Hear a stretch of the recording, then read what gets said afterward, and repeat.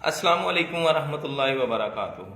आज एक गुर्दों के मरीज़ों के लिए एक शानदार चीज़ लेके आया हूँ, एक शानदार नुस्खा।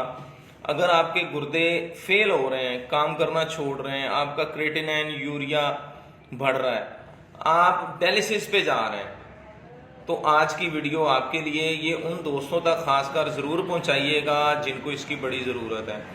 दो चीज़ें मुख्तसर सी मैं बताने लगा हूँ जो आसानी से आपको अवेलेबल भी होंगी, आसानी से आपको मिल भी जाएंगी।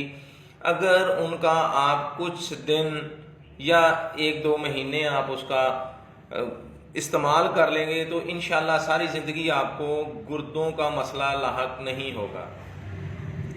नंबर एक पे आम सा दरख्त है पीपल। पीपल के पत्ते लेने हैं और नीम के पत्ते, इन दोनों का आपने पानी निकाल लेना है, आधा कप पीपल के पत्तों का और आधा कप आपने नीम के पत्तों का।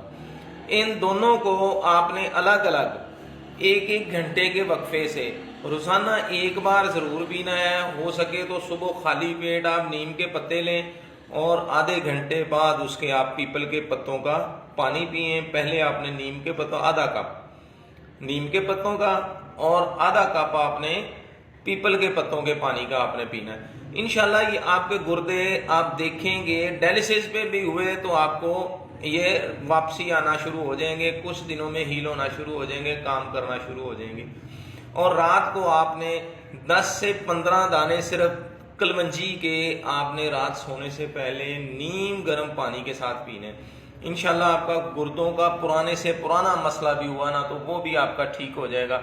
गुर्दे नकारा हो रहे हैं और वो इंशाल्लाह ताला आपके काम करना शुरू कर